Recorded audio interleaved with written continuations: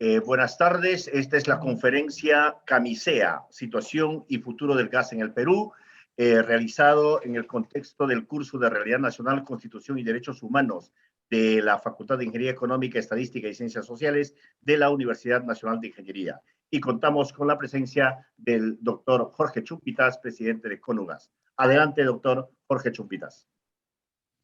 Muy buenas tardes, estimado Rafael Vázquez, docente destacado de la Universidad Nacional de Ingeniería, a todos los estudiantes del curso de Realidad Nacional. Vamos a dosificar nuestro tiempo. Tenemos desde ahora unas 2 horas pedagógicas que la vamos a dividir en dos partes, porque quisiera que haya diálogo. En una primera vamos a presentar el estado del arte, digamos, cómo está el tema del gas y la masificación en el Perú, para luego presentarles, luego de un diálogo también con ustedes, algunos lineamientos de propuestas, ¿no?, en relación al uso del gas y a su masificación para el desarrollo nacional.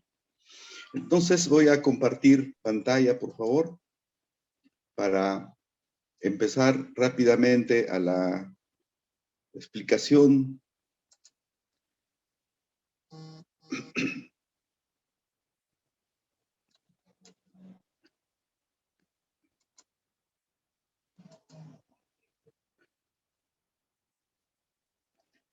Muy bien, creo que ahí está la pantalla. Sí, sí. ¿Puedes ponerle en modo presentación? Exacto. Ahí está, muchas gracias. Iniciamos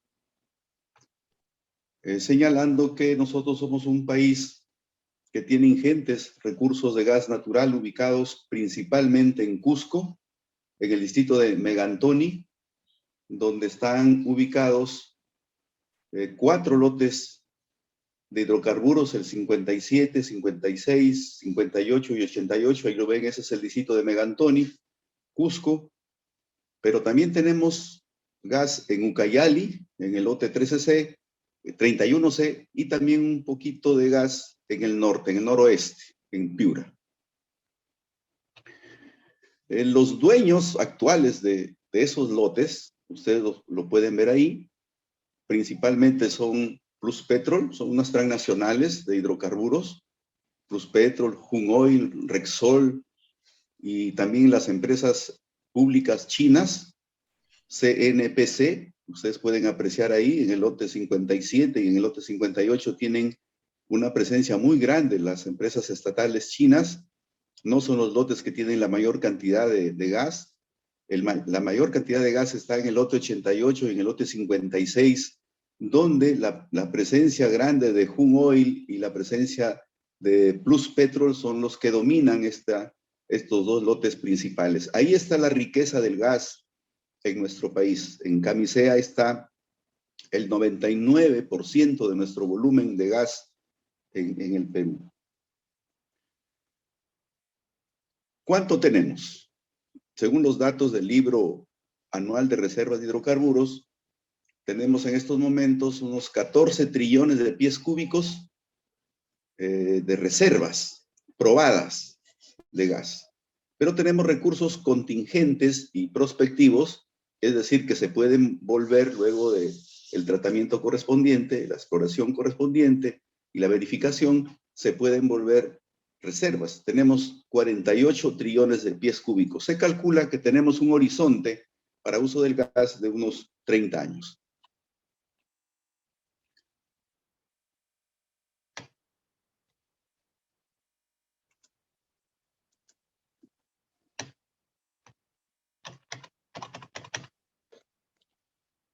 A ver. Muy bien.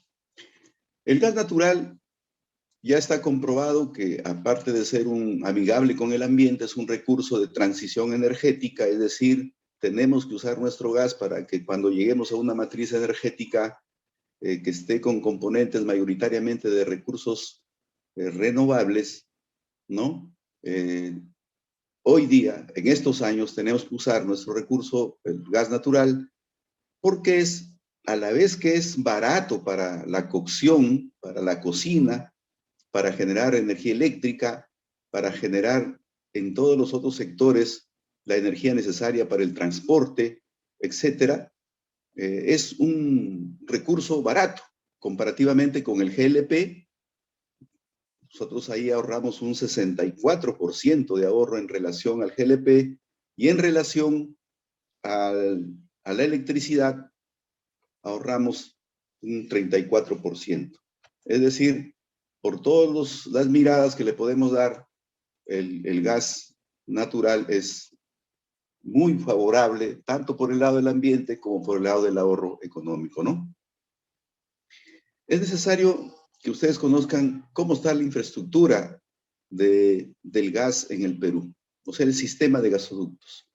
Solamente nosotros tenemos un gasoducto, es un poliducto en realidad, que trae líquidos y trae el gas seco que se llama hacia la costa peruana para su licuefacción, para exportarlo, o para su tratamiento, para convertirlo en GLP, o también para las redes de gas natural que ya en Lima existen. Este es el único que tenemos. Hay estudios del gasoducto, por ejemplo, para Junín, Pasco, Huánuco. Hay estudios para también el gasoducto del norte. También, ustedes conocen el gasoducto hacia el sur que está trunco, se quedó por los temas de corrupción y de mala gestión para el respaldo financiero. La empresa Odebrecht fracasó en este intento del gasoducto y está actualmente paralizado, ¿no? Es decir, casi no tenemos sistema de red de ductos, solamente tenemos el gasoducto central con sus poliductos, que es sacar el gas de Cusco hacia Lima, fundamentalmente hacia la costa, ¿no? ¿Qué hacemos con este gas? Nosotros hemos priorizado el 52% y en algunos años hasta el 60% hemos priorizado la exportación de nuestro gas. Lo exportamos en su mayoritariamente volumen que nosotros producimos. El otro tanto está en generación eléctrica, un 30%, en la industria un 11%, en el transporte un 6%, y para las residencias, o sea, para los hogares, bordea entre un 1%. 1% para los hogares, en el caso de Lima y en el caso de todo el país. Y aquí ya podemos entender cómo nuestro gas fundamentalmente está exportándose. Esta exportación se realiza, y ya se ha investigado, se ha llegado a la conclusión que se realiza en condiciones realmente lesivas al interés nacional. Como ustedes pueden apreciar ahí, nosotros hemos estado exportando y seguimos exportando, pese a que los precios, según estos marcadores que ustedes pueden ver ahí, los marcadores Henry Hub y también el marcador de Japón, de Corea, del Asia, estos marcadores en los últimos años, más o menos hasta hace unos 3 meses atrás, los precios del gas han estado muy bajos.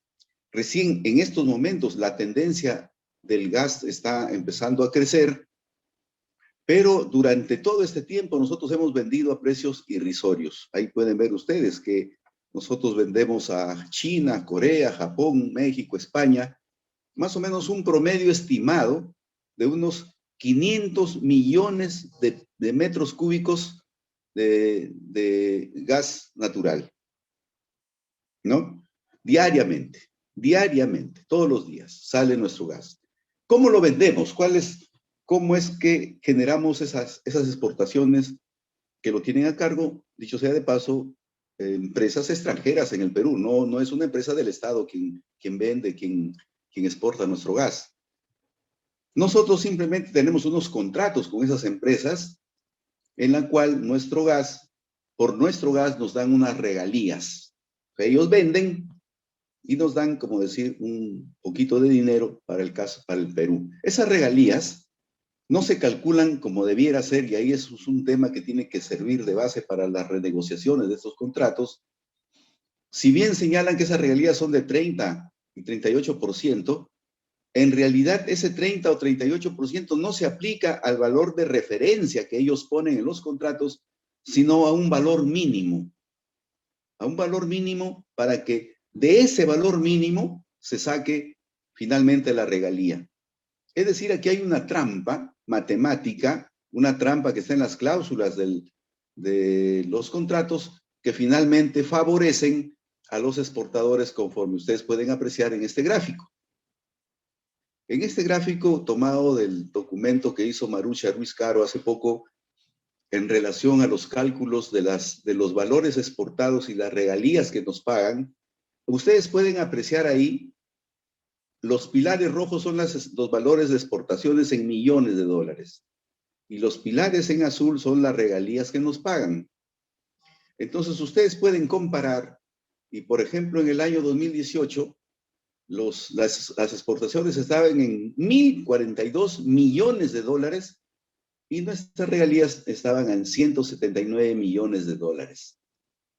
Aquí está, digamos, la ganancia enorme y grande de las exportadoras de un recurso natural que debiera servir a los peruanos. ¿Qué pasaría si este gas estuviera en manos de los peruanos, de una empresa peruana? Esta diferencia entre 1.042 y 179 millones de dólares se quedaría en el Perú para nuestro desarrollo que tanta falta nos hace. Y si sumamos todas estas diferencias de todos los años en que está vigente los contratos de exportación, ya pueden ustedes irse imaginando cuánto más o menos es que estamos nosotros perdiendo, cuánto vamos a perder por tener estas regalías irrisorias y por mantener estos contratos que realmente no nos están favoreciendo. Las cifras no nos engañan, son las cifras frías, pero esa es la realidad que nosotros estamos teniendo en cuanto a la exportación de nuestro gas. Eso por un lado. El gas que está para lo interno. Hay lotes que están destinados para el uso interno, que es el lote 88. El lote 88 es el que nutre para la masificación del gas para el Perú. ¿Cuál es el modelo que se ha venido aplicando y se está aplicando para la masificación del gas? Es decir, para el aprovechamiento del gas en el Perú. Es el modelo de las concesiones privadas. Es decir, los gobiernos, hasta antes de este, han entregado en concesión privada la distribución del gas que viene de Camisea. Entonces, en estos momentos nosotros tenemos un dominio de varias empresas que son de una familia, que están entrelazadas todas ellas, que son de Colombia, del Grupo Energía de Bogotá y de Promigas. Y han ingresado al Perú por los contratos que han estado vigentes y la política neoliberal que ha permitido este modelo. Por ejemplo, en Lima y Callao tenemos a la empresa colombiana Cálida. En Ica, a la empresa colombiana Contugas. En Ancash, La Libertad, Lambayeque y Cajamarca tenemos a la empresa colombiana Gases del Pacífico, con su operadora Cuavi. Y en Piura, a la empresa colombiana Gas Nord, también con su operadora Cuavi. Incluso estas empresas colombianas tenían intenciones de ingresar al fracasado proyecto 7 regiones, que era una posibilidad también de concesión privada para la masificación en Ucayali, Junín, Cusco, Puno, Apurímac, Ayacucho y Huancavelica. Todas estas 7 regiones hoy no tienen gas porque este proyecto 7 regiones no salió adelante, fracasó esa concesión privada. Ahí en esa concesión privada habían ganado la empresa Huaspi, una china, Cálida, colombiana, y la empresa de yacimientos petrolíferos bolivianos. Pero después, en junio de este año, fracasó. Ya no tenemos posibilidad de concesión privada en esta zona. Se anuncia que se daría al Estado peruano la posibilidad de la masificación en estas regiones. Ante el fracaso de la iniciativa privada tipo concesión, ahora se lo quieren dar al Estado peruano vía Petroperú, me imagino que puede ser. Ya que ya tenemos la experiencia de que otra concesión privada de Arequipa, Moquegua y Tacna, que le dieron la concesión de la masificación allí en esos 3 departamentos, que fue la empresa Naturgy, una empresa que antes era Fenosa, española, fracasó también en la concesión, ya cuando se le habían dado, ya había iniciado el proceso de masificación, pero de un momento a otro ellos plantearon al Estado peruano que no les convenía la concesión, y hoy día a estos 3 departamentos del sur, quien está administrando la masificación del gas es la empresa Petróleos del Perú, la empresa peruana, la empresa nuestra. Hay que tener en cuenta que de acuerdo a todas las investigaciones y las notas de inteligencia financiera que existen en la actualidad en todos los documentos investigatorios a los gobiernos, en este caso del gobierno de Pedro Pablo Kuczynski, hay una nota de inteligencia 167 del 2017 que demuestra que precisamente para el ingreso de estas empresas como Gas Natural del Lima y Callao, aquí a estas concesiones, en esos tiempos esta empresa derivó fondos a las empresas Welfis Capital y First Capital del presidente vacado Pedro Pablo Kuczynski, precisamente en los tiempos en que él era ministro de Economía. Es decir, estas empresas han entrado de manera irregular, de manera corrupta, para hacerse de estas concesiones, que ha sido una práctica, y es una práctica como han venido haciendo todo este tema del dominio energético en el Perú.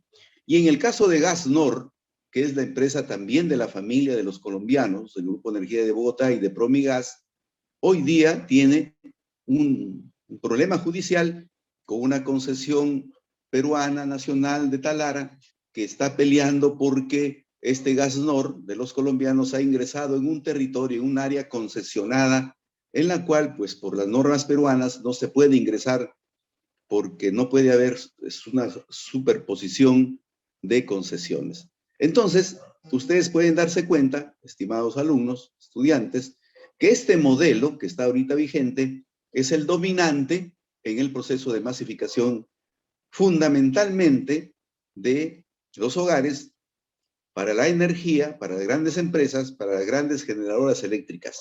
Todas estas están nutridas precisamente por estas empresas también que pertenecen a oligopolios transnacionales que tienen el dominio en el Perú. Muy bien. ¿Y cuáles son los resultados de esta masificación que ya tiene 17 años? Como ustedes han podido ver, hay un dominio oligopólico privado de esas empresas que fundamentalmente son Cálida, Contugás, Naturgy, que ya se fue, y Cuavi en la parte norte, pero la empresa colombiana Cálida tiene el dominio del 89% en general porque está en Lima, es donde se avanzó más de manera centralista la masificación, porque aquí en Lima se encuentra Cálida con el dominio prácticamente del 88% de la cantidad de usuarios que se tienen a nivel nacional. Por lo tanto, nosotros creemos que este modelo, que hoy las cifras nos señalan, que en el Perú hemos avanzado solamente el 10% de hogares con gas natural y un 90% siguen usando el gas licuado de petróleo caro y también siguen usando leña en las zonas rurales, ¿no? Entonces, eso nos demuestra los indicadores del fracaso de este modelo, ¿no? En el caso de Lima, por ejemplo, nosotros hemos comprobado de que hay cerca de 350,000 hogares que están ubicados en las laderas de los cerros de todo Lima, que son precisamente las zonas que están aquí marcadas de rojo y de marrón, que son según los mapas estratificados de ingresos per cápita elaborados por el INEI, donde se ubican los sectores socioeconómicos bajo, medio bajo y medio. En estas zonas es precisamente donde Cálida no entra. Es decir, es un modelo, además de estar estancado porque no avanzó mucho en la masificación, porque se aproxima a 1.100.000, cuando en Lima nosotros tenemos 2.5 millones de hogares. Entonces, aparte de ser un modelo estancado, es un modelo que también es excluyente, porque no llega a estos sectores. Nosotros fuimos una comisión técnica a Bolivia para verificar la experiencia de los bolivianos respecto a cómo llevan el gas a las alturas, a los cerros. Y ahí comprobamos que técnicamente es factible llevar el gas a todos los lugares sin ningún problema, pero la colombiana cálida no le interesa precisamente llevar el gas a estos lugares. Lógicamente porque una concesión privada tiene siempre prioridad con la rentabilidad económica. La rentabilidad social, que es la que se generaría en estos lugares, no es de interés para estas empresas, ¿no? Por eso es que tenemos en estos momentos una realidad bien concreta en todo lo que significa el uso del gas para los hogares en todo el país a nivel nacional. El 74% aún de los hogares a nivel nacional usan el gas del balón caro, el baloncito que estos días y estos meses está carísimo. El 13% utiliza leña y un 9%, ahora se ha medido en un 10%, utilizan el gas natural. Miren la predominancia que hay todavía del GLP, y en las zonas rurales se puede apreciar que un 42% utiliza leña, y en las zonas urbanas, lógicamente, hay el predominio del GLP con un 83%, pero también existe un gran sector, digamos, un 2% de familias que usan leña en los sectores urbanos. Eso realmente nos refleja que si la masificación del gas natural era precisamente para achicar, aminorar el uso del GLP, hoy día podemos comprobar que eso no es realidad. Ya han pasado ya 17 años de masificación. Y en cuanto a las tarifas, también las encontramos dispersas, con tarifas diferentes en un lugar. En Lima, $12.6 el millón de BTU, en Ica, 10.7, en el norte, 17.1, en el caso del sur, 12.6. Es decir, no existe una tarifa que sea una tarifa, digamos, equilibrada, una tarifa única para el gas. Tiene simplemente que verse de acuerdo al interés de estas empresas, de cómo la realidad de ellas en cada uno de sus territorios aplican esas tarifas, y esto está consagrado por lo que dice OSINERMIN. En consecuencia, si nosotros lo comparamos, estas tarifas, nosotros podemos decir que son totalmente injustas, porque para las generadoras eléctricas es $4 el millón de BTU, el gas vehicular 6, para las industrias 6 y para los comercios 6. Aquí hay una, digamos, una comparación. Si hacemos las generadoras eléctricas y las grandes industrias, comparativamente con lo que pagan los hogares, es una tarifa favorable para ellas, pero injusta y desfavorable para los hogares. En este cuadro ustedes ya lo pueden apreciar de mejor manera. Las tarifas para los hogares versus las tarifas de las empresas grandes y las generadoras eléctricas evidencian que los hogares pagamos más o menos un 236% más de lo que pagan las generadoras eléctricas y las grandes empresas.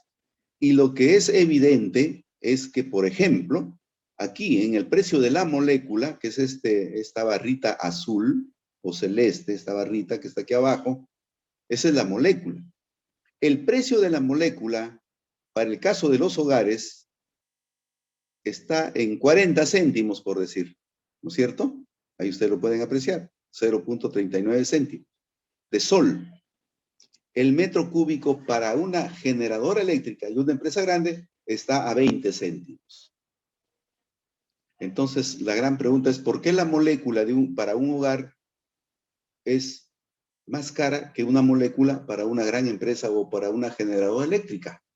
Si la molécula es la misma, químicamente, una molécula es igual para el hogar como para la empresa. Entonces, aquí se aprecia cómo la política tarifaria, y qué decir de los otros demás costos, ¿no? Los otros costos, costo de distribución, el costo de transporte, etcétera. Y en el costo de transporte, por ejemplo, miren, nosotros pagamos 0.77, casi 80 céntimos, y una empresa grande no paga ni 10 céntimos. Ustedes pueden ver ahí, ni 10 céntimos. Pero nosotros pagamos casi 80 céntimos. Y más aún, si para los hogares el volumen que viene por el gasoducto desde Camisea hasta la costa, para los hogares solamente nosotros usamos, para las residencias, para los hogares solamente usamos el 1% del volumen. Si usamos el 1% del volumen, el 99% del gas que se transporta en los tubos para Lima vienen para las grandes empresas y generadoras eléctricas. En consecuencia, este costo de transporte también nosotros lo vemos que es injusto que estemos pagando, y este es otro punto que tiene que ver en el proceso de los cambios y la renegociación que tiene que darse respecto al gas natural. Pero como nosotros queremos hacer más evidente este tema para que ustedes lo conozcan, porque los hogares son los que es la gran mayoría de la población en el Perú, en Lima. Ahí está el recibo de Cálida. Ahí está el recibo de Cálida. Bueno, cualquier persona diría, bueno, Cálida se lleva toda mi plata, ¿no? Se lleva, aquí en este caso, 74.50 soles.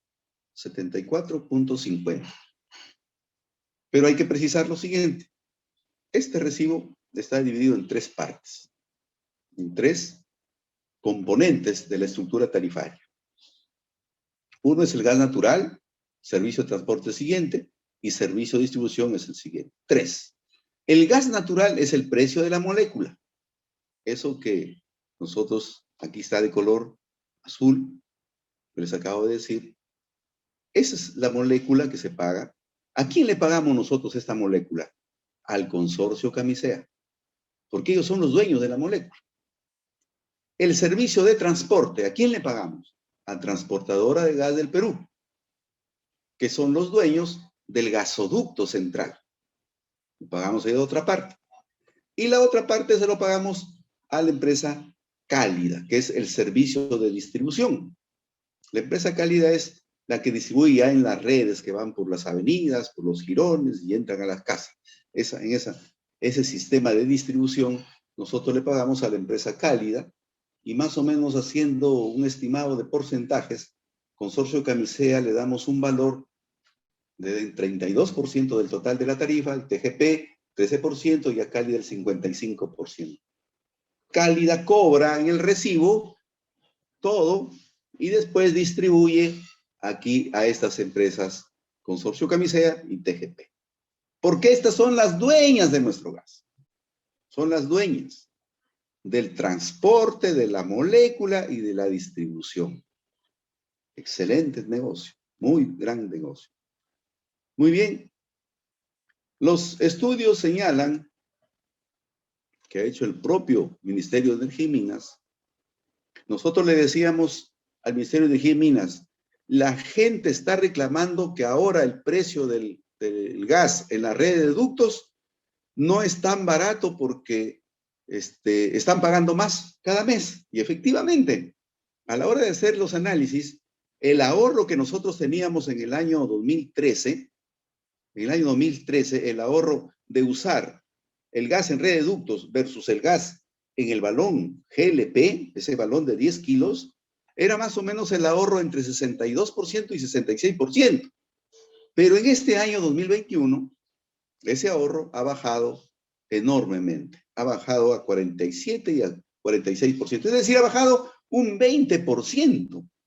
¿Qué pasó? ¿Por qué esta curva hacia abajo del ahorro versus el gas natural, de red de ductos y el balón? ¿Por qué ha bajado? Porque lógicamente está subiendo las tarifas para los hogares. Como ustedes lo ven ahí en la estructura, los hogares pagamos más que las grandes empresas. Por eso es que el ahorro, en el caso del GLP, nosotros hemos venido hasta antes de las subidas grandes que tenemos nosotros, que ya ustedes conocen, en las subidas grandes por la supuesta paridad internacional de precios, que ya lo vamos a explicar luego.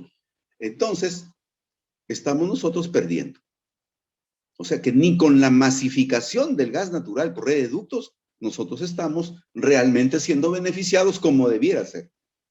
Sin embargo, las empresas grandes siguen manteniendo su rango de ahorro, que está aproximadamente en el 80%. Es decir, Antes usaban petróleo, después usan gas. Al usar gas, sí han obtenido ellos ahorros más o menos del 75 o al 80%. Esos ahorros los siguen manteniendo. En el caso de los hogares, no. ¿Por qué? Porque está subiendo la tarifa para los hogares.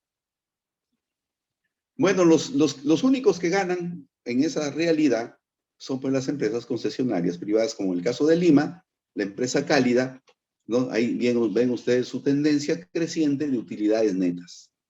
Sigue incrementando sus ganancias todos los años.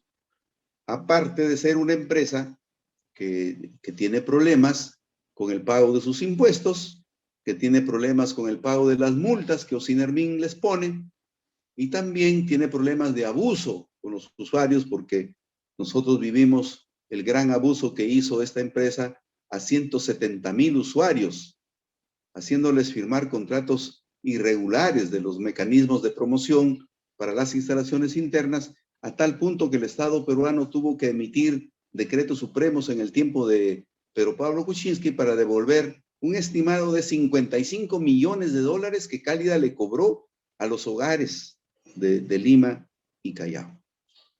Muy bien, hasta ahí tenemos nosotros el diagnóstico para el caso de Lima y en general, y demos una miradita a la masificación en el caso de la empresa Gasnor en Piura.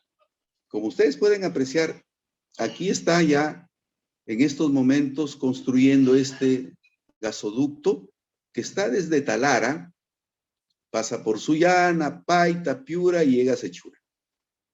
En la misma visión de las concesiones que yo les acabo de decir, tipo Cálida, esta empresa no tiene, digamos, como principio la rentabilidad social. La rentabilidad económica es su principio, como toda empresa privada que hace estos negocios, ¿no? Por eso es que de frente han ido a buscar un contrato que ya lo firmó con Petróleo del Perú, de esta empresa Gasnor, por 10 años para darle gas a través de redes de ductos a la nueva refinería de Talara. Un gran negocio.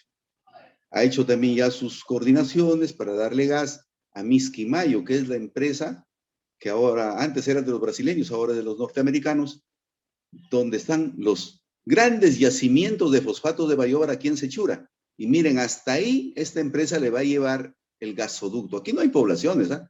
Aquí en esta zona de la península de Illescas, donde están ubicados los grandes yacimientos de fosfatos, aquí esto es Bayóvar, ahí no hay poblaciones. Las poblaciones están acá en Sechura, en la ciudad.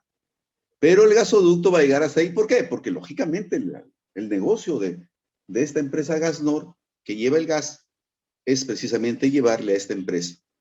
Entonces tenemos a Petroperú, la refinería, Misquimayo, pero también en la planta de Pacasmayo, aquí las Cementos Pacasmayo, hay una planta aquí en Piura donde va a necesitar gas. Las pesqueras de Paita, las grandes pesqueras de Paita, aquí en Piura, ustedes saben, estimados alumnos y alumnas, que acá están, estudiantes, aquí están el emporio de las pesqueras que hacen harina y aceite de pescado para la gran exportación peruana. Y entonces necesitan gas, correcto, ahí van a tener su gas. Y también hay unas termoeléctricas que están ubicadas aquí en la zona de todo lo que es Piura, ¿no? Y entonces la gran pregunta es, ¿y qué pasó con los hogares? ¿Dónde están los hogares? Debo decirles que en este proyecto de Gasnor, para 8 años de masificación, van a darle gas domiciliario a 64,000 familias, dejando fuera a distritos como el Alto, que está aquí en Talara, en el emporio del petróleo y del gas. No lo han puesto en los planes de masificación a el Alto. Tampoco está Huancabamba, tampoco está Morropón y tampoco está Ayabaca, porque son las partes altas. Así como acá en Lima no quieren subir a los cerros de los cerros de Independencia, los cerros de la Victoria, los cerros unidos ahí del Agustino, no quieren subir a los cerros, acá tampoco suben a las partes altas, ¿no? No suben a las partes altas. El negocio es para ellos simplemente darle el gas a los grandes consumidores. Muy bien. Y además, dicho sea de paso, hemos comprobado en estos momentos que ya están haciendo contratos de esta porción pequeña de hogares para Piura, están haciendo contratos sin mecanismos de promoción y cobrando intereses altísimos del 13% de intereses anuales. Cobrando el gas, el metro cúbico, a $1.66, así como ustedes vieron anteriormente, para el caso de Lima, cuando el caso de Piura es que no usa gas de camisea, porque el gas es de los piuranos.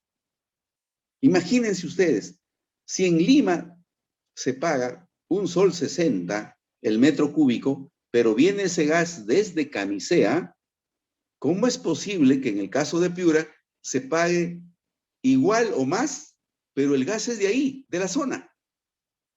Entonces, aquí algo está pasando y algo muy grave está sucediendo para que se esté dando esta política de masificación con estas concesionarias privadas. Bien, seguimos. Habíamos dicho que en el caso del proyecto de 7 regiones que le debió dar gas a estos departamentos del sur, fracasó.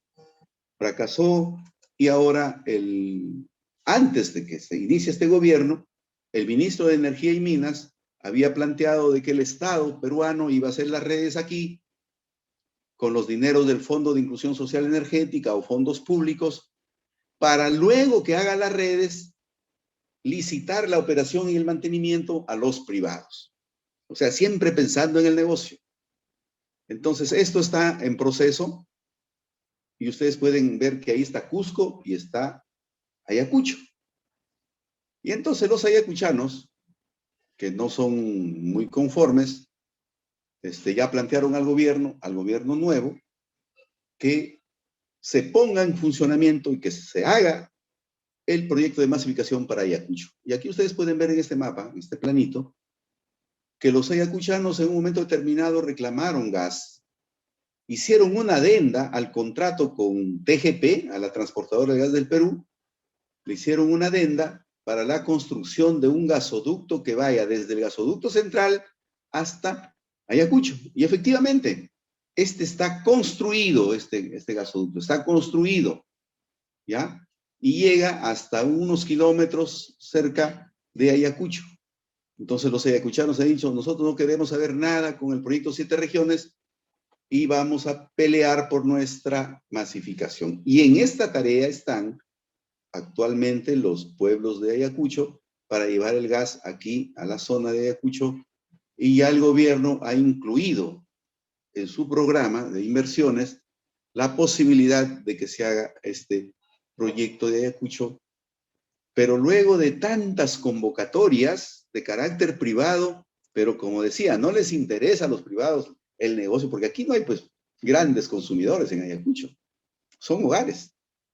Estas concesionarias privadas no les interesa a los hogares, esos son negocios ínfimos para ellos. Entonces, esto ahora lo tiene que hacer, lógicamente, el Estado peruano. Muy bien. Miremos aquí mismo, en el sur, pero démosle una importancia a lo del gasoducto del sur. El gasoducto. El gasoducto del sur es un proyecto que venía desde Cusco, por los Andes, y bajaba hacia Moquegua, con la posibilidad de hacer redes, ramales de gas, de gasoducto, para Tacna, para Moquegua, para Arequipa, para Puno, para Anta en Cusco, para Bancay, ¿no es cierto? Y también para darle gas para las grandes centrales térmicas de Mollendo y la central térmica de Hilo, que forman el nodo energético. El nodo energético que es el que va a posibilitar la petroquímica y toda la planta petroquímica en la zona del sur. Este gran proyecto, que es el anhelo del sur, digamos que está trunco. ¿Qué pasó aquí? ¿Qué pasó? Lo que ha sucedido es de que aquí entró la corrupción, Odebrecht, Graña y Montero, está trunco, hay tendidos aquí tubos que están hasta ahorita siendo mantenidos por el Estado peruano, ¿no? Pero aquí, desde nuestro punto de vista, hay un interés muy grande. Ya saben ustedes que el gasoducto central saca el gas del Cusco hacia la costa, más de la mitad se va a la exportación y la otra mitad queda para la masificación de Lima y otras ciudades. Y entonces, como hay mucho interés de que el gas vaya al sur, la Sociedad Nacional de Minería y Petróleo planteó y ha exigido durante todo este tiempo, en contraposición al gasoducto del sur andino, ha planteado de que el gas vaya por un gasoducto costero más pequeño, de construcción más rápida, hacia llevar el gas al nodo energético de Hilo. Y si no se podía hacer ese gasoducto costero en tierra, se podía llevar el gas a través de una ruta marina, a través de buques metaneros. Esta es la desesperación del sector privado de la Sociedad Nacional de Minería y Petróleo de llevar el gas lo más pronto posible al nodo energético de Hilo. Las fuerzas poblacionales y ciudadanas del sur plantean que tiene que hacerse el gasoducto surandino por acá, por los Andes. Y que hoy me alegré mucho cuando escuché al ministro de Economía y Finanzas, Pedro Franque, en una entrevista que le han hecho hace unos días.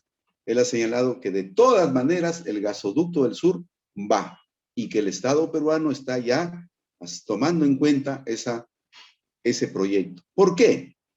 Cuando entró Vizcarra, el presidente Vizcarra, cuando encontró este dilema de hacer el gasoducto en el trazo inicial, el trazo surandino, o hacer un gasoducto costero o llevar el gas por la ruta marina.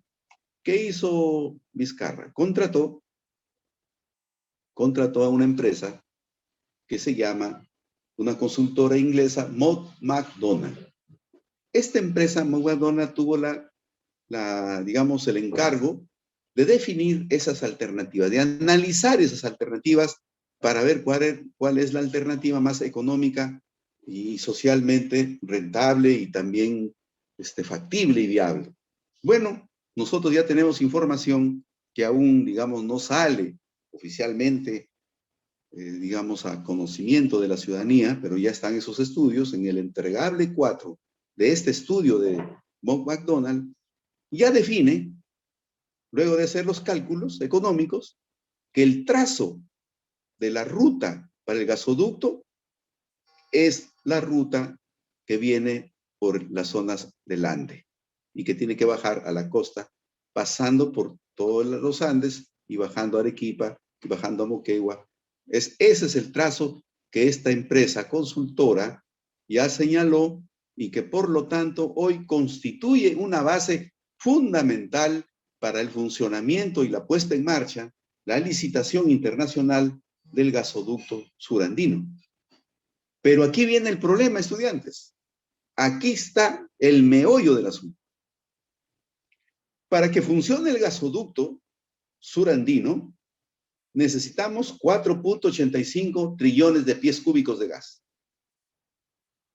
Este mismo estudio señala que ese gas está lógicamente en los lotes que ustedes ya les informé, el lote 88, el lote 56, 57 y 58, donde sumados los aportes de estos lotes, darían los 4.85 trillones de pies cúbicos, que son los que van a permitir cubrir la demanda que este propio estudio de Mott MacDonald ha señalado. La demanda para estas regiones, este territorio en el sur, ya está definida y esa demanda solo sí se va a cubrir si es que tenemos el gas de estos lotes. Pero ustedes ya saben que ¿quiénes son los dueños de estos lotes? Los dueños de estos lotes son los que ya ustedes han visto arriba. Pluspetrol, ¿no es cierto? Está Rexol, Hung Oil y también los chinos. Aquí entra el primer nivel de análisis real que tenemos que hacer para la viabilidad de este gran proyecto al sur, porque el gas, la molécula que nos tienen que dar para el funcionamiento y para cubrir esta demanda del sur, está en manos de Consorcio Camisea, de los chinos y otras empresas que son los dueños de la molécula por los contratos que han hecho los gobiernos en relación al uso de este recurso natural, como ya voy a señalar más adelante. Y aquí se abre pues la gran incógnita del uso soberano de nuestro gas, de las renegociaciones que hay que hacer en relación a estos contratos para garantizar que estos proyectos que usan nuestro gas, cuyo dueño cuando está en el subsuelo, el dueño es todos los peruanos. Nosotros tenemos gas que es de todos los peruanos y que ahora lo tienen por ese contrato, lo tienen esas empresas. Habría que ponerlo como punto fundamental en la renegociación de esos contratos, el tratamiento de nuestro gas que está en el subsuelo.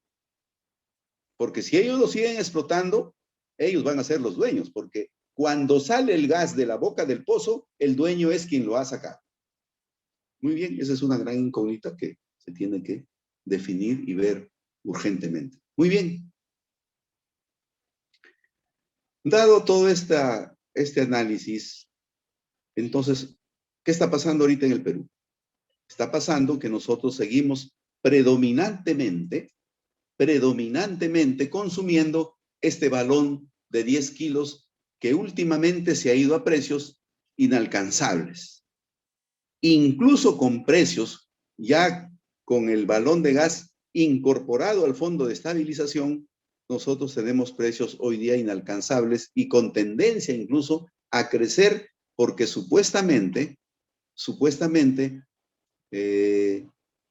los que producen este baloncito de gas tienen que ponerlo al precio internacional. Tienen que ponerlo al precio internacional. Pero aquí hay que decir una gran verdad y aquí nosotros tenemos que poner hipótesis, porque de eso se trata también en la investigación. El mercado de este baloncito de gas está concentrado fundamentalmente en 3 empresas en el mercado de Lima, Callao y del Perú. Rexol Española, que ahora también tiene la planta de Ventanilla, la tiene a cargo la empresa Abastible de Chile, los mexicanos de Zetagas y la chilena Lipigas, que se compró a Limagas, que antes era Limagas, ¿no? Ahora ya es Lipigas. Estas empresas venden el baloncito de 10 kilos. Se llenan de dinero, ya veremos el margen de comercialización de este balón. Se llenan de dinero en el mercado de Lima y en el mercado nacional. La gran pregunta es, si Cálida, que es la empresa que en Lima tiene a cargo la masificación, avanzara lo más rápido posible, tendiendo redes en todo Lima, en los cerros de Lima, si cumpliera los objetivos de la masificación como existe en Colombia, como existe en Argentina, como existe en Bolivia, si cumplieran con eso, Cálida le estaría quitando el mercado del gas a estas empresas. ¿No es cierto? Pero ya van 17 años de masificación y no avanza como debiera avanzar la masificación del gas natural por reductos. Entonces aquí lo que hay es una concertación de intereses. Se han puesto de acuerdo porque estas empresas saben concertar no solamente precios del balón de GLP, sino que saben concertar intereses. Cálida, no avance usted la masificación porque nos va a dejar sin mercado. Entonces, ¿sabe qué? Como usted tiene una concesión de 33 años, prolongable o prorrogable hasta 60 años, vaya avanzando de a poco la masificación porque nosotros queremos ganar. Eso es lo que se está dando en el mercado del gas en Lima metropolitana. Por eso es que nosotros, ya con los análisis que han hecho los estudiosos, este es un cuadrito del ingeniero Viso, un ingeniero que trabajó durante muchos años en Petróleos del Perú. Él demuestra que el balón de GLP en planta Callao, antes de que se vengan esos aumentos internacionales, es o bordea entre los 20 soles, incluido IGB, pero que en la cadena de distribución, desde el envasador, el distribuidor y el local de venta y hasta el consumidor final, aquí es donde se desencadena un margen de comercialización, ¿no es cierto?, que llega más o menos al 55%. Miren el margen que existe en esta travesía, digamos, y que eleva el precio del gas que finalmente llega a nuestros hogares. Gran negocio, entonces, lo que nosotros vemos acá de estas empresas que están interesadas en seguir vendiendo este baloncito. Pero además, aquí hay que decir una gran verdad. Todos creen que el balón de gas, y ahorita está en la mente de la gente, de que como sube el petróleo a nivel internacional y sube el dólar y eso, por eso es que sube el balón de gas, ¿no es cierto? Falso, mentira, mentira, es una gran mentira. La producción de más del 60% e incluso 70 y hasta el 80% de la producción del GLP que consumimos en Lima y en el Perú se hace, estimados alumnos, con el insumo del gas de camisea, o sea, el insumo nacional. Entonces, la gran pregunta es, ¿por qué nos dicen que el balón de gas tiene que ponerse con la paridad de precios internacionales porque usa el petróleo o usa GLP o es un hidrocarburo que tiene que ponerse precios internacionales? Si el insumo es nacional, son los líquidos de camisea que llegan a través de un tubo especial que trae la transportadora de gas del Perú y GNL, que trae el gas, lo transforma en una planta de fraccionamiento que tiene en Pisco y ahí produce estos balones de GLP. Pero internacionaliza el precio. Aquí hay una ganancia enorme, pero en realidad lo que hay es una gran corrupción. Este es otro de los temas que se tienen que tratar en estas renegociaciones en cuanto al uso de la molécula del gas de estos contratos. No es posible que se tolere que siendo el 70 o el 80% de la producción de GLP se venda carísimo si usa un insumo nacional. Aquí se tiene que intervenir y se tiene que intervenir drásticamente porque creo yo que aquí hay un tema no solamente normativo, sino hay un tema ético, un tema político, de economía, de política económica. No se puede someter a la ciudadanía a pagar precios enormes cuando el insumo es un insumo nacional. Por lo tanto, eso de la paridad de los precios internacionales, porque ha subido el petróleo a nivel internacional, es una falacia corrupta que sirve precisamente para llenar los bolsillos de los envasadores y los productores. ¿Y quién es esa empresa? Pluspetrol. ¿Y quién es Pluspetrol? Forma parte del consorcio Camisea. ¿Y quién es el consorcio Camisea y Pluspetrol? Las dueñas del lote 88 y el lote 56. Y de los otros lotes también donde tienen participación. Entonces, este gran negocio que ofende a los peruanos, realmente tiene que ser intervenido, tiene que ser solucionado y utilizando las negociaciones y las renegociaciones, tiene que hacerse algo para solucionar esto. Y aquí vale presentar una experiencia en el caso de Colombia. ¿Por qué Colombia, siendo un productor que no tiene gas como tenemos nosotros en el Perú, ellos ya tienen a estas alturas, 2021, 10.350.000 usuarios de gas natural de redes, de ductos? Con una cobertura ya nacional del 81.5%.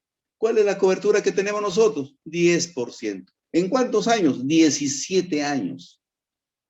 ¿Qué hizo Colombia diferente a nosotros?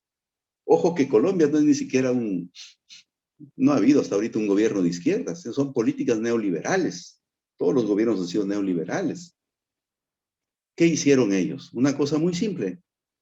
Primero construyeron su sistema nacional de gasoductos, o sea, las tuberías de gasoductos en todo el país. ¿Quién lo tuvo a cargo esto? Lo tuvo a cargo el Estado colombiano a través de su empresa Ecopetrol. Ecopetrol es la empresa que en el caso peruano se llama Petroperú, la empresa Petróleos del Perú. Y luego ellos ya trabajaron con socios estratégicos privados. Pero intervino aquí el Estado peruano, el Estado colombiano para hacer estos gasoductos. ¿Qué más hicieron ellos? Planificaron, es decir, tuvieron un plan nacional de masificación.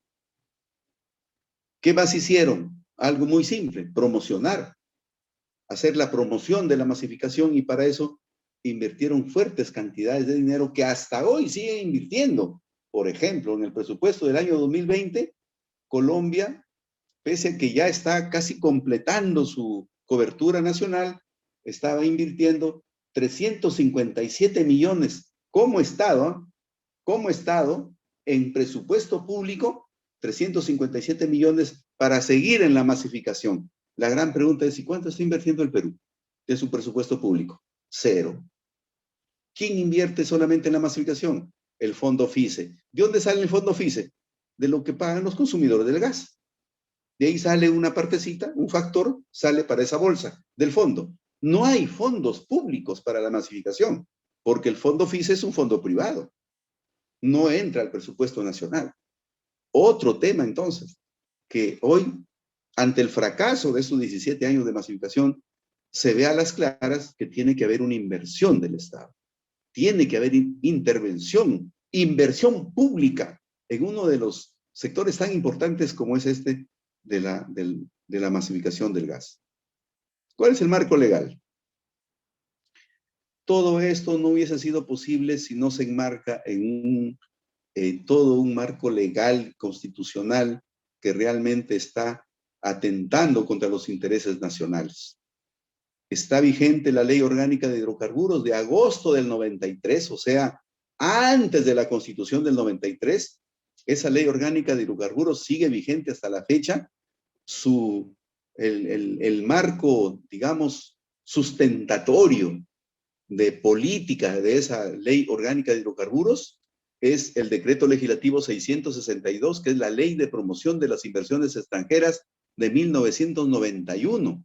Y ya saben ustedes quién estuvo en 1991 en el gobierno. Esta ley, ¿qué dice? De que cuando nosotros hacemos un contrato de licencia para la explotación del gas o el petróleo, otorgamos en derecho real, en propiedad, nosotros entregamos nuestro recurso. Cuando hacemos contratos de licencia. Y todos esos contratos de los lotes precisamente del gas de Camisea son contratos de licencia, es decir, hemos entregado la propiedad de la molécula del gas a esas empresas en base a esta Ley Orgánica de Hidrocarburos que data antes de la Constitución del 93. Y entonces la Constitución del 93, ¿qué hizo? Constitucionalizar esa Ley Orgánica de Hidrocarburos, pero ya no solamente para el gas y el petróleo, lo constitucionalizó para todos nuestros recursos naturales, para las minas, para los recursos hidrobiológicos, para todo lo que signifique litio, todos nuestros recursos minerales, el espectro electromagnético, todos los contratos de todos los recursos naturales de propiedad de los peruanos ahora se basan en la Constitución, en el artículo 66 y en el artículo 62 que juegan en pared. Son dos artículos que están creados específicamente para entregar nuestros recursos a través de contratos, y esos contratos nadie los puede modificar, ni siquiera el Congreso de la República. Por eso en el artículo 66 dice que la concesión otorga a su titular en derecho real. Ese patrimonio de nuestros recursos naturales lo otorga el concesionario en derecho real, o sea, en propiedad. Y esos contratos de concesión, por el artículo 62, son contratos ley, donde dice que el Estado no puede modificarlos legislativamente. Solamente se pueden modificar cuando hay voluntad entre las partes, por decisión entre las partes. Por eso es que ahora se tienen que renegociar los contratos, o sea, negociación entre las partes. Esa es la única manera de modificarlos en este marco constitucional y en este marco legal. Bueno, en esos contratos de exploración y explotación de los hidrocarburos también está el tema de las regalías, el tema de la estabilidad tributaria durante la vigencia del contrato, es decir, que no le puedes tú poner otros impuestos, salvo de que converses con ellos. Incluso hay una ley 27624 que estas empresas tienen derecho a devolución del IGB y del impuesto a la promoción municipal, que es para las municipalidades. Es decir, el paraíso total, el paraíso. Estos contratos de exploración y explotación es el paraíso. Y no han hecho ninguna explotación, una exploración digamos, que sirva ahora para poder decir, ya tenemos recursos, los hemos convertido en reservas, etc. Un dato final de esta primera parte. Durante todos los años de vigencia de esta ley de hidrocarburos, en la cual se han hecho contratos de licencia con estas empresas privadas, la producción de hidrocarburos, la producción de petróleo, comparándola entre antes, cuando los pozos eran de propiedad de los peruanos a través de Petróleos del Perú, comparándolo con la producción actual de estos privados, llegamos a una sola conclusión. Las empresas contratistas privadas que se han hecho de los pozos petroleros en el Perú han llevado a la peor crisis, a una grave crisis de producción de hidrocarburos de toda la historia peruana. Antes, cuando los pozos no eran de propiedad privada, producíamos en más de 120,000 barriles diarios de petróleo. Hoy día, ¿cuánto producimos, estimados alumnos? Ni 40,000 barriles de petróleo diario. Eso es lo que nos presentan como resultado de todos estos años. Nos presentan los eficientes, entre comillas, empresarios privados del negocio petrolero. Y todavía tienen la osadía de querer hacer aprobar en el Congreso de la República una ley orgánica de hidrocarburos para que les prorroguemos sus contratos, para darle más tiempo de plazos, para que automáticamente se les amplíe los plazos. Y todavía piden mejores condiciones de las regalías y más exoneraciones tributarias. Eso es lo que se está dando en el Perú. Ojalá, esperemos que el nuevo gobierno ya adopte decisiones correspondientes al respecto. Muy bien, ese es el estado de arte, mis estimados alumnos. Creo yo que podríamos plantear ahí algunas preguntas, algunas incógnitas, un diálogo para poder nosotros contestar y fomentar el diálogo, porque luego, en la segunda parte, les presentaré algunas propuestas que nosotros venimos trabajando como CONUGAS y como Foro de Soberanía Energética para que ustedes también nos ayuden a este análisis, ¿no?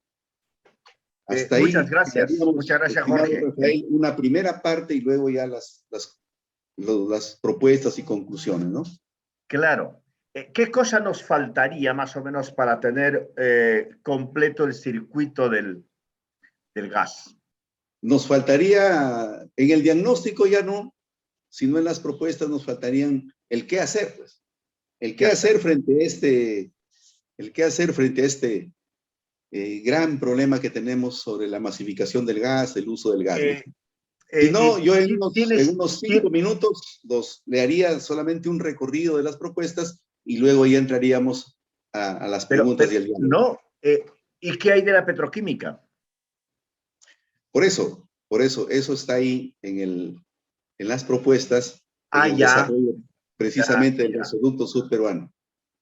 Hagamos, recojamos algunas preguntas, los contestas y luego, digamos, en los siguientes minutos a ver si nos damos tiempo para hacerlo. De lo contrario, yo, no sé si mis alumnos me acompañan, si nos falta tiempo, podemos, porque este es un tema gigantesco, este es un tema bárbaro, lindo.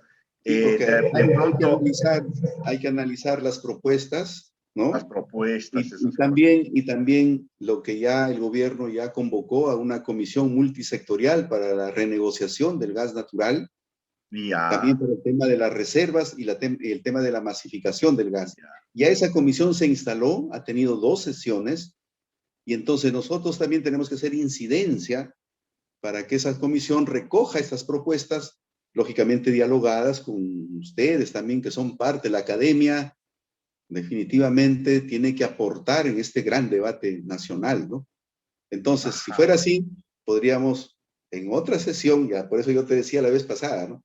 Hay una sesión específica del diagnóstico, conversar sobre eso, y en otra, ya particular, analizar las propuestas que son, nosotros tenemos ahí 18 propuestas planteadas.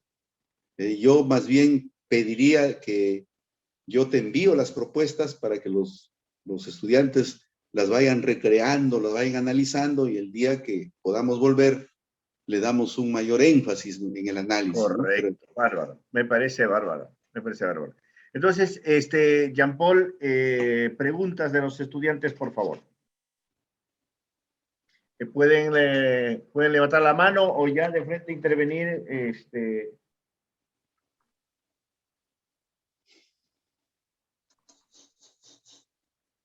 Profe, yo voy a participar.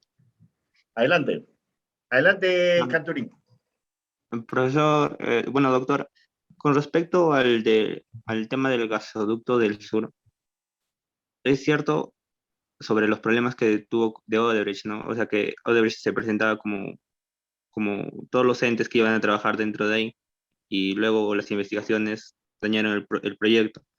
Pero el otro día vi una conferencia acerca de que el Perú, para evitar esos costos en transporte, que supuestamente son los que hacen que tenga mayor precio el gas natural, o exactamente,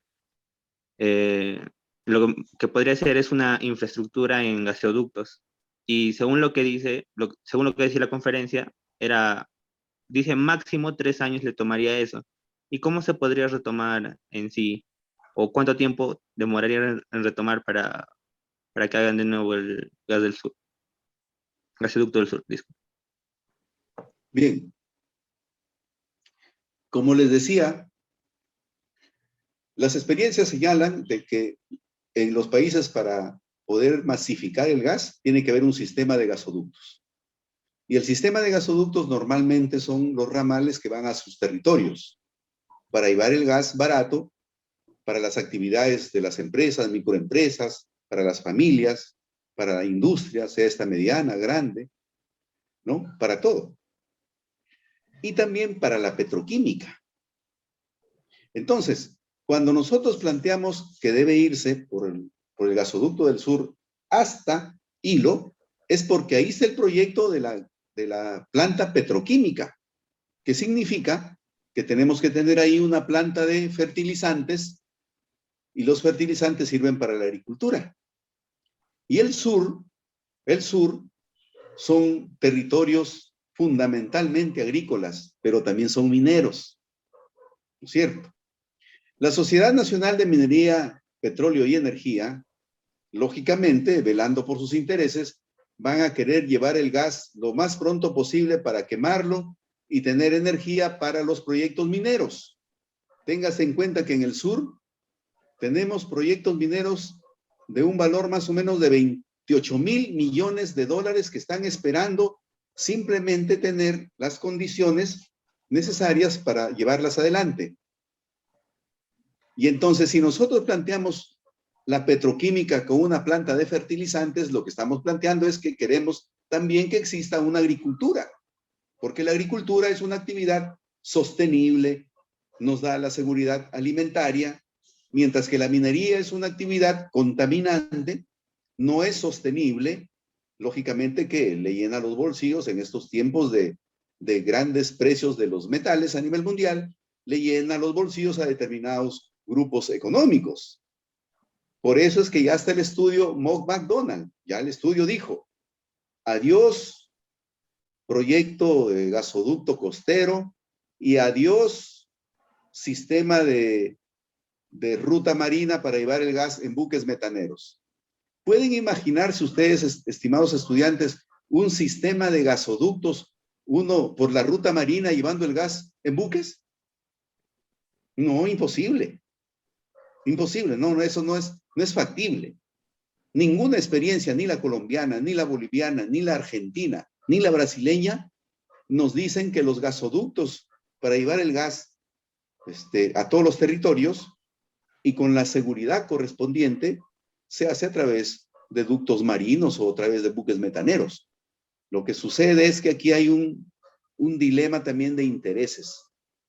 Lógicamente, en 3 años pueden hacer un gasoducto pequeño, llevar el gas hacia el nodo energético y tener gas ahí, pero ¿usted cree que de ese gasoducto pequeño, rápido, van a haber ramales hacia Puno?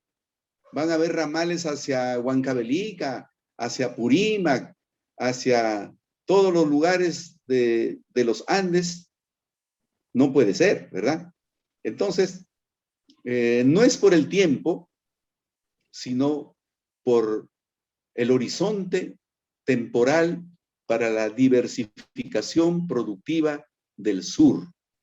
El sur no solamente es minería, el sur también es minería, pero también es agricultura, también es seguridad alimentaria, también es pesca, también es micro y pequeña empresa, es agroindustria, es las actividades pecuarias de la lana de alpaca. Tenemos cantidad de proyectos que también necesitan del gas y lógicamente las zonas del altiplano necesitan calor, necesitan gas para el calor, para vivir tranquilos en los tiempos de friaje y de heladas. Y entonces el gas debe ser para todos los sectores, no solamente para una determinada actividad que le da una buena rentabilidad a determinados sectores, ¿no? Por eso es que apostamos por el gasoducto surperuano. Ok, muchas gracias. Pregunta Flores Colca y van preparando su pregunta Oaxaca y Huayta. Adelante, Marx Anthony.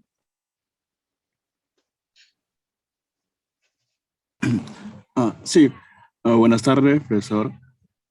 Mi pregunta es, ¿qué beneficios pueden traer los proyectos estratégicos de la petroquímica en nuestro país?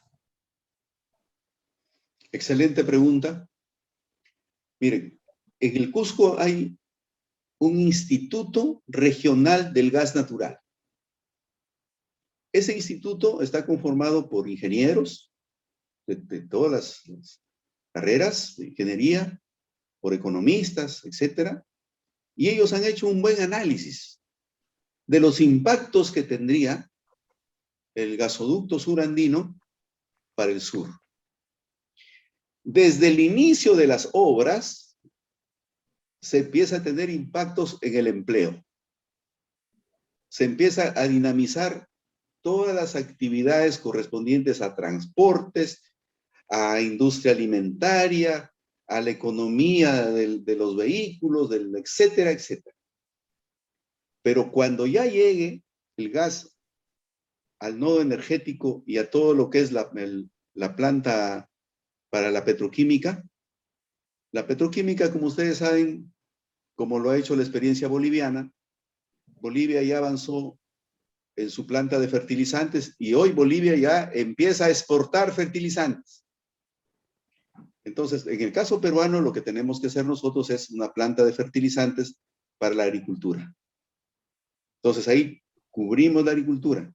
Pero también el gas sirve para hacer otros productos, pinturas, llantas, resinas, plásticos. También sirve el gas para eso. Entonces, imagínense ustedes tener una planta de plásticos para todo lo que significa el envase de nuestros productos agrícolas, de nuestros productos de la actividad agropecuaria, etcétera, en el sur, tenerlos baratos y tener también energía para mover todo lo que signifique la agroindustria y todas las actividades conexas, ¿no?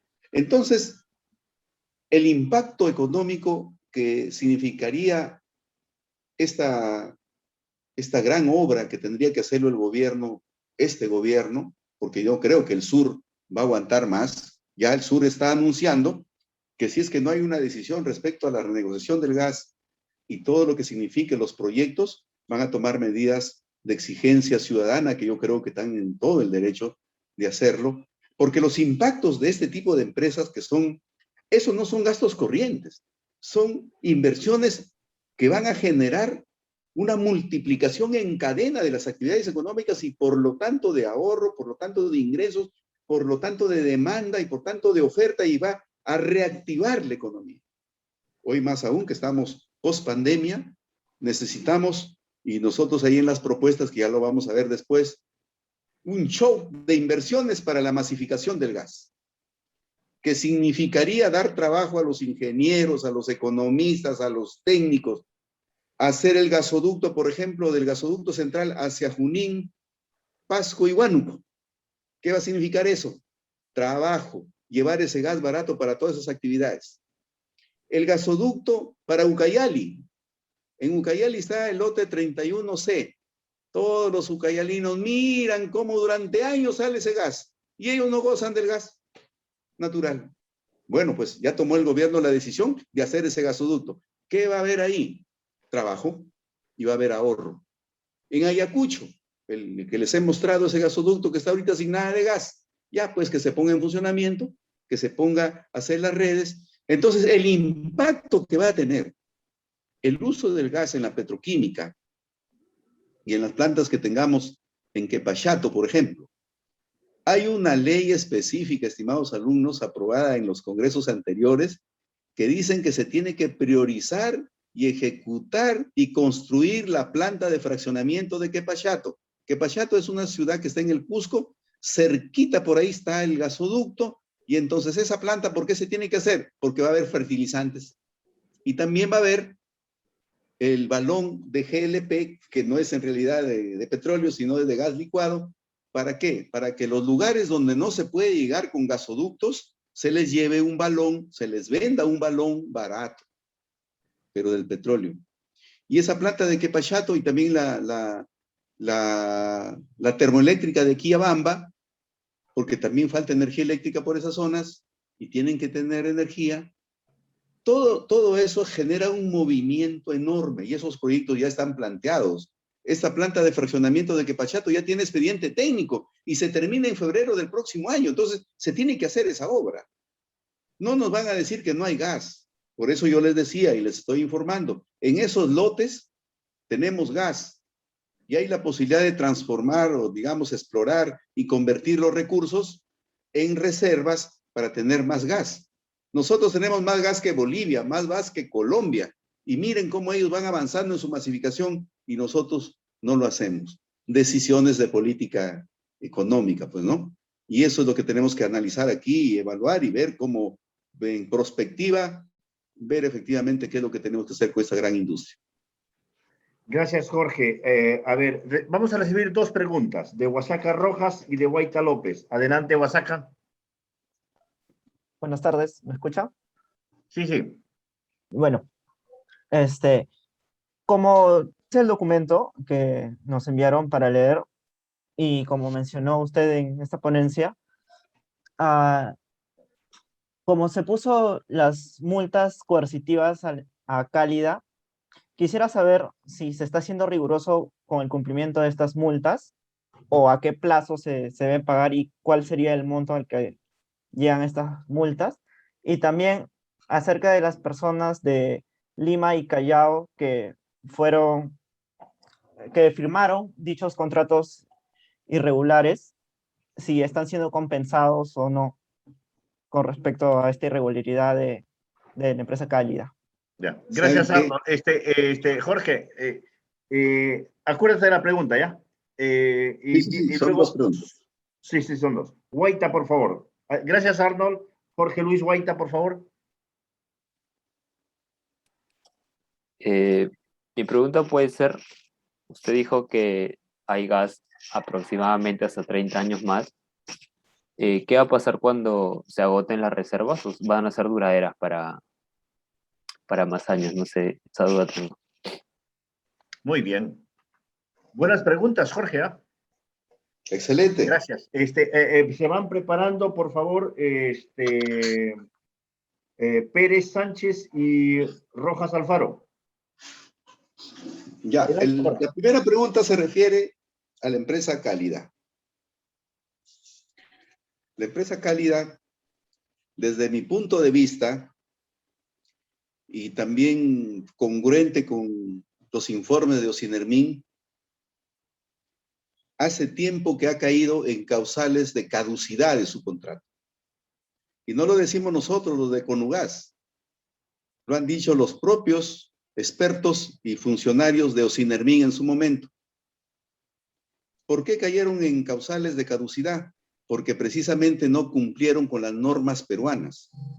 Y el incumplimiento de las normas peruanas significa precisamente que tienen que caducar su contrato, porque no va a venir ninguna empresa internacional extranjera a incumplir las leyes peruanas, porque así firman los contratos, tienen que respetar. Entonces, ¿qué pasó con Cálida? Cálida lo que tuvo que hacer es contratos de instalaciones internas de gas a los usuarios con mecanismos de promoción, porque existen normas en el Perú de que las instalaciones internas se tienen que hacer con mecanismos de promoción, que no son más que rebajas en los costos, ¿ya? Pero Cálida, desobedeciendo esos mandatos de Ocinermin, hizo firmar esos contratos. Por un punto de gas en la casa, cobraba 1.990 soles financiados en 10 años con 15% de intereses anuales. Entonces nosotros, los ciudadanos, no le vamos a tolerar esas cosas. Y empezamos a averiguar y a investigar y efectivamente nos encontramos con que esta empresa estaba incumpliendo con la ley y Ocinermin le impuso multas millonarias.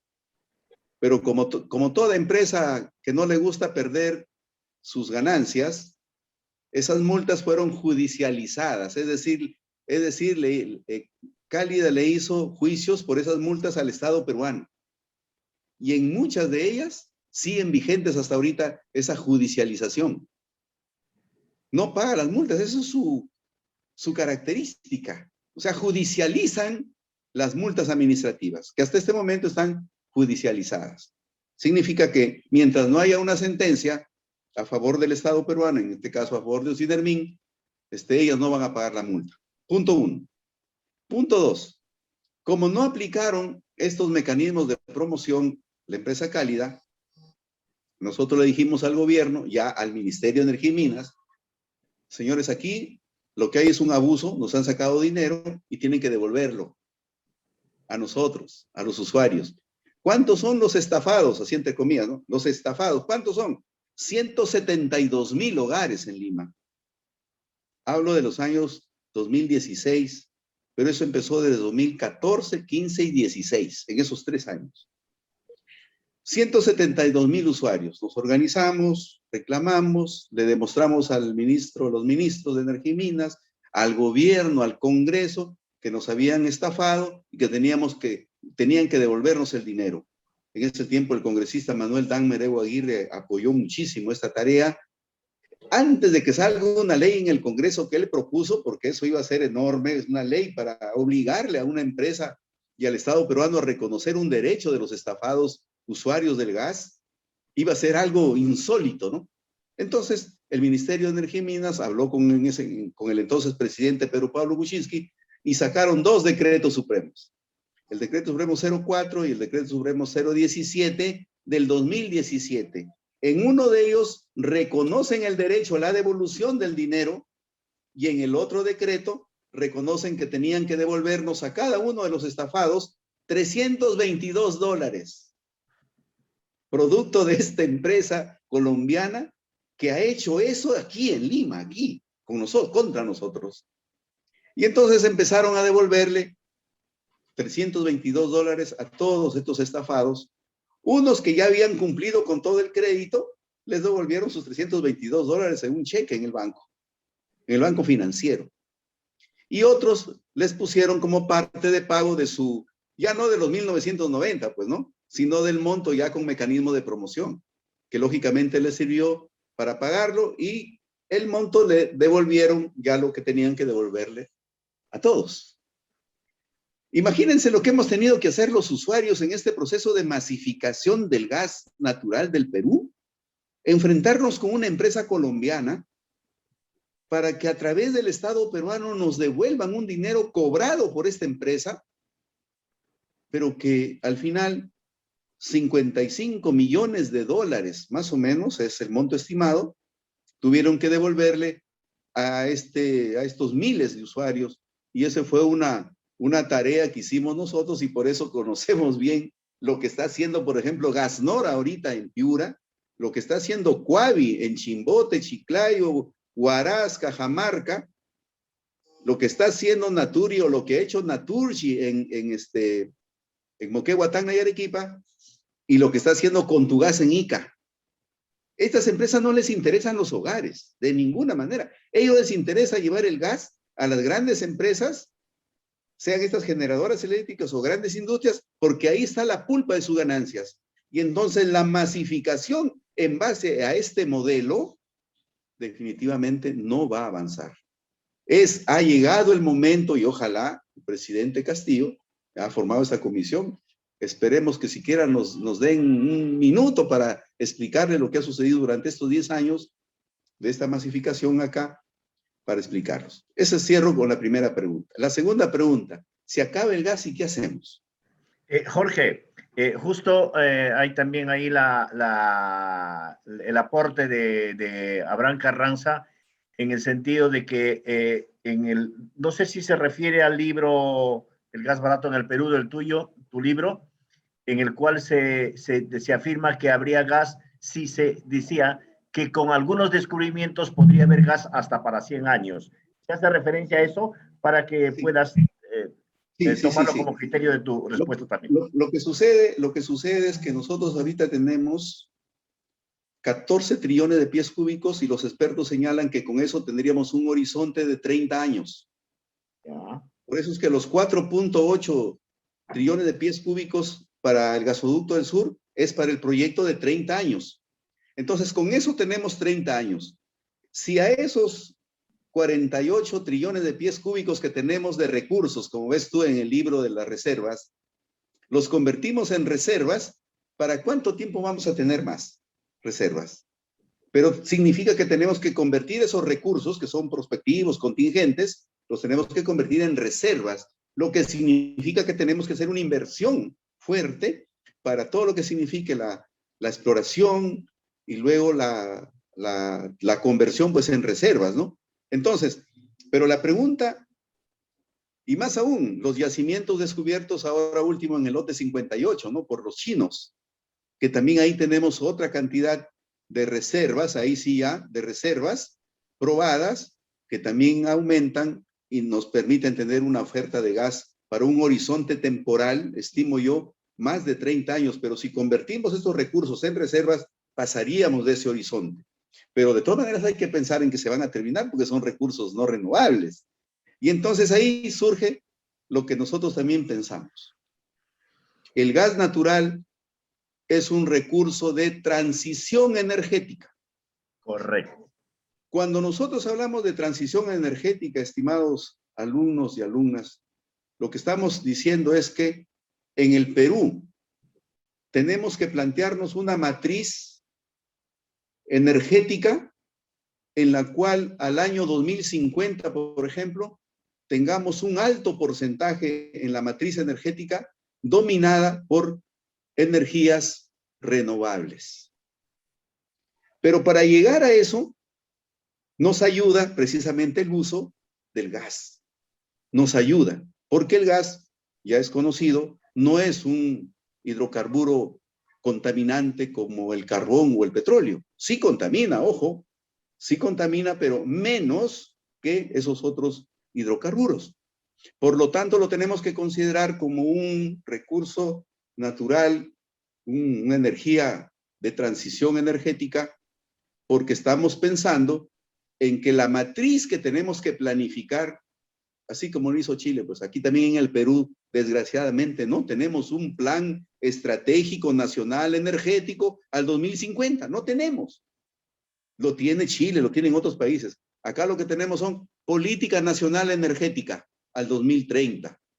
Pero eso no es, pues, por lo que hay que poner en ese plan nacional que mire hasta el 2050 es cómo nos vamos transformando de la energía no renovable, de la energía contaminante, a la energía renovable no contaminante. No solamente para cumplir con los indicadores internacionales, los compromisos en relación a la contaminación, sino también porque en el Perú tenemos una gran potencialidad de energías renovables. Primero, tenemos agua para todos lo que sea la energía. Las caídas de agua que se llaman, ¿no? Las caídas de agua. Tenemos energía solar para todo lo que es la energía fotovoltaica. Tenemos vientos para la energía eólica. Tenemos también movimientos para la geotermia, ¿no es cierto? Hasta de las olas del mar. Y tenemos litio.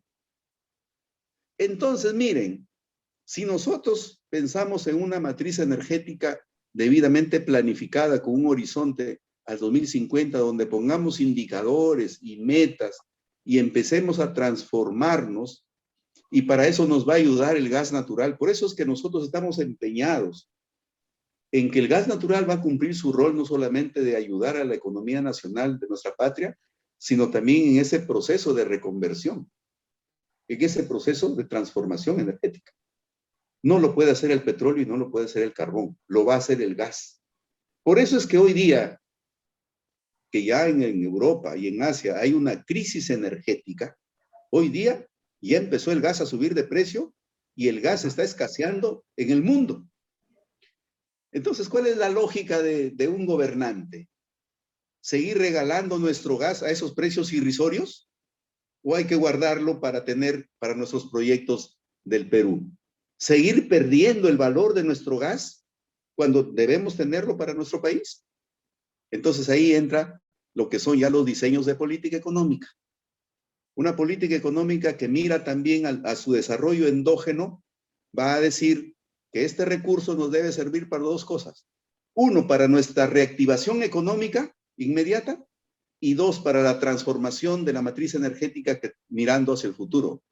Eso es lo que nosotros pensamos, y por eso no hay que tener miedo que el gas se va a terminar, porque va a cumplir su rol, va a cumplir, pero mientras tanto nosotros tenemos que hacer trabajo de exploración, que dicho sea de paso, durante estos 25 años de privatización de los lotes petroleros y de gas, no se ha hecho exploración, por eso es que no tenemos pozos exploratorios. Como no se ha hecho exploración, hoy día estamos en picada, la curva de producción de crudo está en picada. Lo que nos salva ahora son los yacimientos de Camisea, del Camisea 1, porque ya se anuncia que hay un Camisea 2. Entonces, nosotros tenemos recurso gas. Lo que sucede es que la política en relación a nuestro gas no es la política soberana que nos llevaría a usar nuestro gas para nuestro desarrollo nacional. Y ahí es donde tenemos que hacer nosotros incidencia. Incidencia al máximo de los técnicos, los profesionales, los ingenieros de petróleo, los ingenieros económicos, todos los que sabemos que en la economía el recurso escaso no nos sirve, ¿verdad? Hay que cuidarlo. Pero si tenemos un recurso en abundancia, hay que usarlo eficientemente para el desarrollo. Y principalmente para generar riqueza, pues como decía Adam Smith, los recursos naturales son para generar riqueza de las naciones. Si no hay riqueza de las naciones, los recursos no podemos estar regalándolos y vendiéndolos afuera para que se vuelvan ricos otras naciones. Entonces, en la teoría económica es muy básica. Hay que defender nuestros recursos para nuestro desarrollo nacional. Y el gas debe cumplir esa tarea. Yo creo que con eso respondo la pregunta de los estudiantes. Muy buenas preguntas. Yo saludo esas preguntas porque sé de la preocupación que tienen ellos por el futuro. Y nosotros también tenemos preocupación por el futuro de ustedes mismos. Porque no se trata de regalar nuestro recurso ahora, pensando y sabiendo que ustedes van a necesitar en breve plazo y en el futuro de ese gas. ¿Cómo podemos seguir regalándolo el gas si nuestras generaciones los van a necesitar? Eso es de locos. Esa es una política entreguista, una política que no puede seguir vigente, porque hay que pensar en las futuras generaciones, estimado doctor Vázquez, estimado Rafael. Yo creo que con su aporte el día de hoy que nos ha permitido aquí dialogar con los estudiantes, usted también está aportando en esa mirada, ¿no es cierto? Y yo muy agradecido, sobre todo, digamos, es decir, si podemos decir, el gas tiene que ver, es un combustible, tiene que ver con la economía del país, con la industria del país, con el desarrollo y con nuestra alimentación, porque ahí está el asunto de, inclusive, el asunto de las conexiones. Y hay distintas categorías que obviamente obligan a una segunda exposición, mi estimado Jorge. Te comprometo desde ya, lo vamos a coordinar en los siguientes días. Por ejemplo, esto, ¿qué significa reserva? Reserva aprobada, reserva aprovechable, potencial de recursos y todas esas cosas que vamos a ir abundando, ¿ya? Te agradezco mucho. Y Jean-Paul, ¿quién es el estudiante que nos va a dar las palabras? Sí, profesor, un rato. Eric Takushi me salió, profesor. Eric Takushi. Eric, adelante. Tus palabras de agradecimiento al expositor, por favor. Bueno, ante todo, muchas gracias al doctor Jorge Chupitaz por el tiempo dedicado a nosotros, a modo de darnos el conocimiento, ¿no?, que pasa por el Perú y que es muy importante conocer, ¿no?, que es sobre un tema muy importante, que es del gas natural de Camisea, ¿no? Bueno, de parte de todos los estudiantes, y también agradecer al profesor ingeniero Rafael Vázquez por hacer esto posible, ¿no? Esto también enriquece nuestros conocimientos. De todo, muchas gracias. Muchas gracias. Muchas gracias, Ade. Muchas gracias, estimado doctor Jorge Chumpitas. Sus palabras. Muchas gracias, estimado Rafael Vázquez, y estamos a tu coordinación para poder estar en la siguiente sesión. Les agradezco mucho también a los estudiantes por su participación. Muchas gracias, Rafa. Muchas gracias. Muchas gracias. Esta ha sido la conferencia Camisea, Situación y Futuro del Gas en el Perú, que nos convoca a una segunda exposición y que agradecemos, siendo hoy 19 de octubre del 2021. Muchas gracias, doctor Chumpitas. Muchas gracias a todos los estudiantes y estamos muy agradecidos por todo.